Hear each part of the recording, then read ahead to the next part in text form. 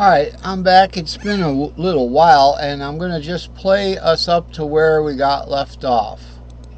Okay, we got the same situation as before. It's just that, are we doing root arpeggios? Are we doing all 7 scale tone chord arpeggios?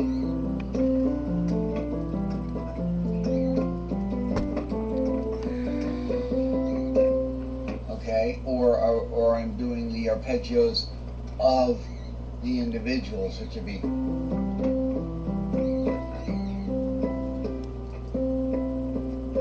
like that.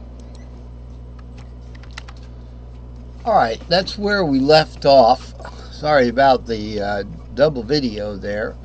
This video should be able to, okay, it can go full screen like this, or it can go back, but I don't know if it can actually disappear, you know, so we get the full screen itself.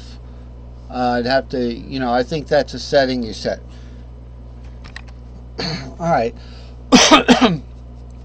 The crux of the argument before was that what we got here is a question: how am I going to depict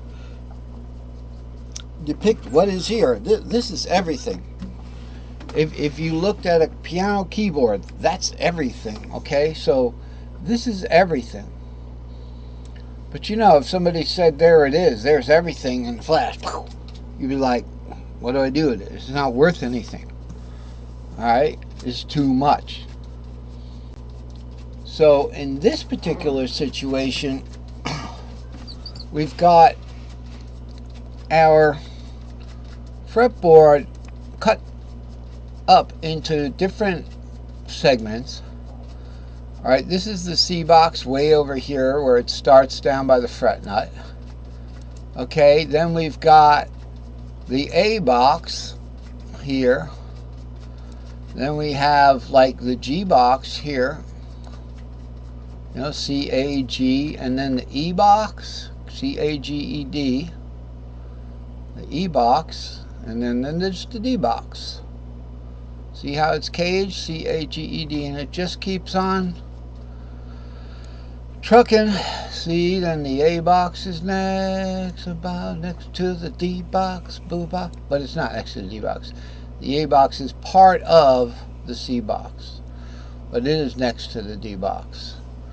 So they switch. If you really want to separate these things hard, then skip the box in between.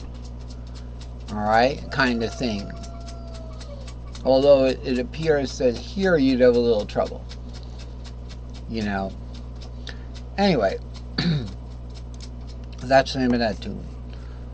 So, but remember, these are tripentatonic boxes. So let's look at up here for a second before we talk about what we were talking about, which is what we should be talking about, which is the arpeggios. Are we going to do all 7 of them, or are we going to do 1 at a time or 2 at a time? In this case, 2 at a time. There's Dorian, Ionian, and Dorian, and this looks like a new chart. I've made a few new charts, so I'm a little confused. Are we looking at a new chart, an old chart? What are we looking at? This is chart. Oh, this is a revamp of chart 74. Okay. Oh, well, I'll tell you something about this chart. This isn't even the new chart. That 74 became 84. This is where I saved 74. Anyway, it still works. It's just not, you know, there may be some imperfections that I find. Ionian, Dorian. Ionian is yellow. Dorian is purple. Notice we're going at a little better pace now because now it's 4 in the afternoon. Before it was 11 in the morning. And I'm a fairly late sleeper if I can get away with it, but I don't like to sleep anywhere past like 10:30. So, unless, you know, unless there's a good reason. So we can depict the arpeggios in the inversions. Okay, and then we can have the Phrygian and the Lydian here. And down here we can do a fretboard, same zones, same boxes. It's the same tripentatonic boxes. Remember, the parent key of the tripentatonic box is the one with the root. So this is a G box. It includes the 7 because of the 7th of G. For instance, in the key of G has that F sharp. You can't get that from the fret nut. You can't get that from the open G. You can't get that F sharp from your guitar down here. If this was your hard fret nut, no strings here, turning twisties right here. You can't get that. You can't get that B. That's why the G box, the true G box, which is a tripentatonic box, has the fifth G, the D form of the 5th there. Now, of course, this is the Aeolian and the Mixolydian, so the D, which is the 5, okay, it is the Mixolydian. Sorry, my bad. I didn't add. Let's see, we got a D5, so it'd be bump, bump, bump. It's over here. Actually, it's on the other side. I'm not sure what's going on there. Do we have a D box on the other side here? Here's a D5. Here's our D5 right here. The tripentatonic box with the D5 is there. Okay, this one is my bad. I didn't draw it because we were kind of like, you know, running out of necessity to duplicate this. So I didn't add those in. Sorry, my bad. If you see a whole bunch of no plays, you know I've left notes out. So that would be there. All these diagrams have it somewhere, and that's the important thing to know, that it doesn't matter if it's here, here, here. It doesn't matter. As long as you understand the relationships within a CAGE box. That could be any key. So root could be anything. So it could be anywhere up and down that fretboard.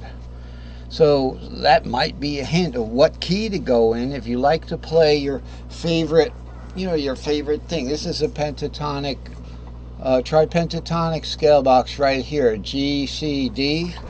So if you like to play that in B flat.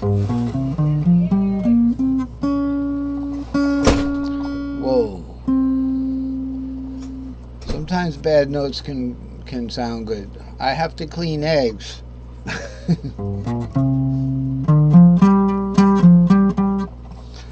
Anyway, they can sit there a minute till we're done with this segment, a couple more minutes. So, what I wanted to show you was this very interesting technique before we forget, and we'll get back to this, and that is with these 3 fretboards here. Let's just choose smack in the middle here, okay? We've got Dorian, and let's say we just start on this 5, 7, 3. Now that 5 is a G. It's going to be a red note. It's going to be, for me, it's a G. It's on the 2nd string. So this would be 2nd string G, right? That is no doubt 5, 7, 3. It's no doubt a first inversion E minor. Now all I gotta do if I want to change over to, let's say, another key, is look for that 5 in another one of these diagrams. So I take that 5 and just put my eyeball down there, and I know I can go from that 5 to, like, what would this be? Well, that's a funny question. What is that 5? Is a C-shaped? It's a C-shaped 5. See C5 there? It's a C-shaped 5. So I can go from E minor to C, to 5 rather. Okay, like that, you know. So and you can kind of jump around the chart like that.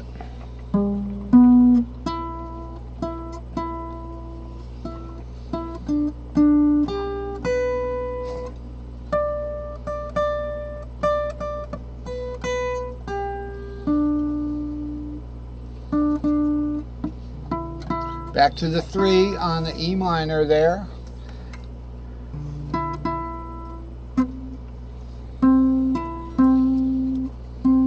I would take it to that 7.